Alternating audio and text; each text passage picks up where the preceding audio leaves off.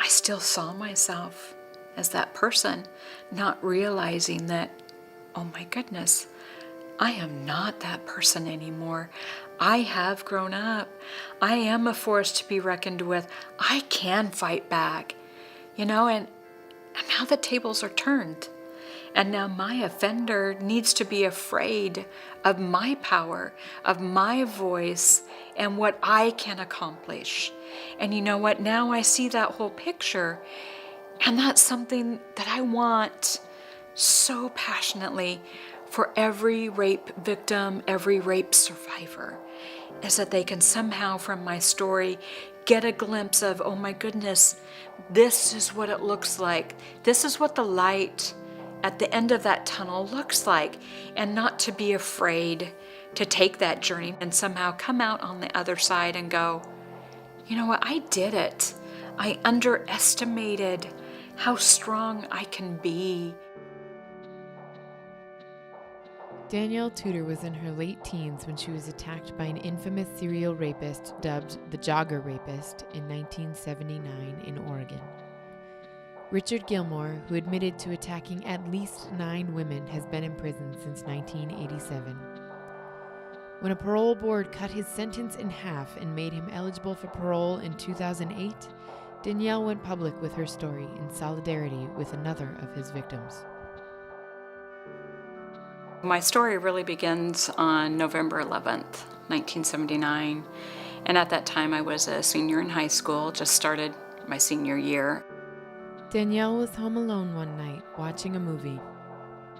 And I began to see the handle on that door start to turn. And so I was looking at that, and it's like one of those moments when your mind is like in slow motion, where you're thinking, and yet things start happening so quickly. And as I looked at that knob, I remember thinking I knew that that door could be kicked open. And so as those thoughts are going through my mind, before I know it, the person on the other side of that door gave it a big kick, and that door just flew open.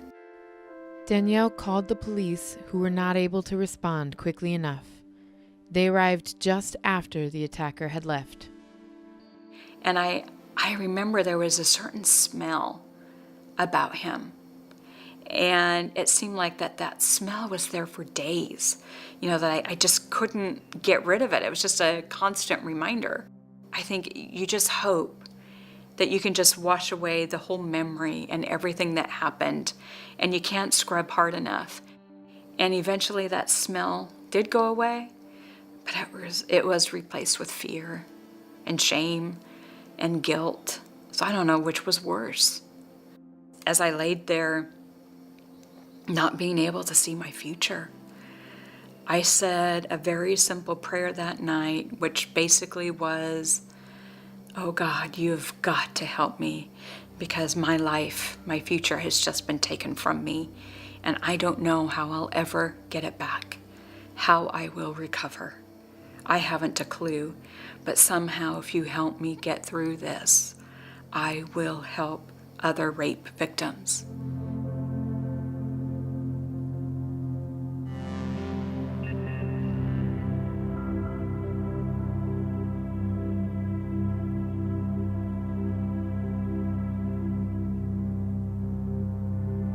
So when school picked up again in January, I was a mess. Because now this is happening in your neighborhood. He's still out there. I started failing some of my classes. And there was a woman at the hospital. I don't know where she came from, who she worked for, but she was assigned to me as an advocate. And she was in my life maybe only 4 or 5 months, but it was someone that I could call when I needed to. Danielle met Gary, the man who would become her husband, just before age 20. She tells the story of having made the vulnerable decision to disclose her experience to the man sitting across from her, and when she saw how he responded with such empathy and compassion, she knew right then and there that they would spend their lives together. One evening, as we were sitting and talking, I knew it was time. And so, for the first time for me, as I began to open up and tell him what had happened, in detail. It just came pouring out like it had just been in here for so long that I just couldn't hold it. It was like releasing a dam, that had just been so locked up. And as I began to tell him and became very emotional and sobbing, to my amazement, as I told him what had happened, he began to sob with me. And it's like, he took on the responsibility from that time forward of trying to make sure that I feel safe. And it became a part of him just as much as it was a part of me. And we did go on to get married a year later. And so now we've been married 34 years. And he's been on the whole journey with me, from the first person that I really opened up to having to go to trial in 1987. He went through that with me, to coming forward as a named victim in 2008. Upon going public with her story, Danielle was faced with many layers of injustice around statute of limitation laws. The Jogger Rapist, Gilmore, was convicted of only one of the 9 rapes that he admitted to. Danielle, who was not the victim of incarceration, was initially told that she would not be allowed to speak to her experience at his parole hearing. So I contacted the National Crime Victims Law Institute. And I remember it was a Wednesday afternoon, and that Wednesday evening they called me back and they said, absolutely, we will do this. And within 36 hours, they had a lawsuit delivered to the Oregon Board of Parole that said, we are going to file in Marion County, and we're going to stop this parole hearing, and we're going to let a judge decide. And so one after the other, we had victims coming forward all through the month of July of 2008, sharing their story of what had happened to them at the hands of Richard Gilmore. And so we had these women all start to share their stories. And eventually a decision was handed down by the parole board, and that decision was to deny him parole. So it was a huge, huge victory to get that. So I knew at that point, I knew I had jumped in. So I knew there was no turning back.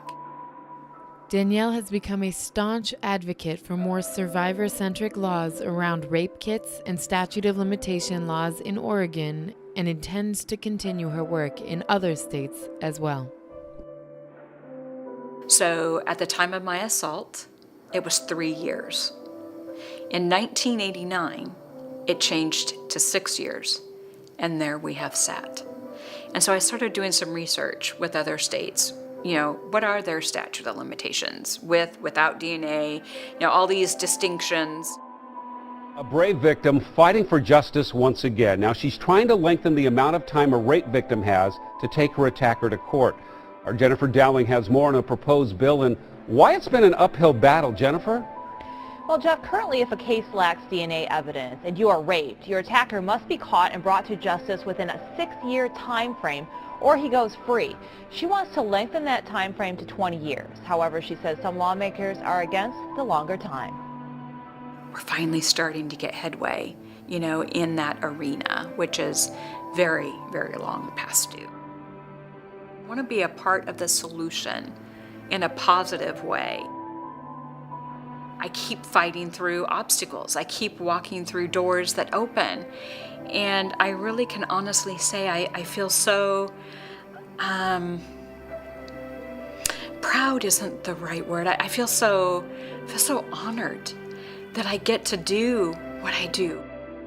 And I feel so blessed and so fortunate now that I can do it, that I have the strength to be able to do it, to fight for so many who are still in the shadows, but whose stories and whose voices and injustice matters.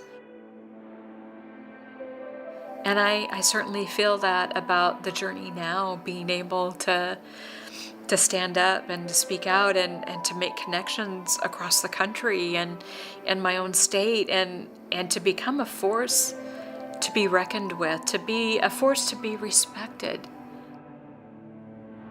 But I think I hope the more transparent that I am, I hope that inspires somebody else to take that journey, to somehow get their life back to the best of their ability.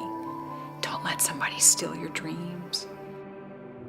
Danielle Tudor is a phenomenal source of energy, activism, and enduring courage, harnessing her story of sexual trauma to foster a more just and trauma-informed judicial response for those who come forward with their stories. We are honored to know Danielle and to follow her ongoing legislative advocacy work throughout the United States.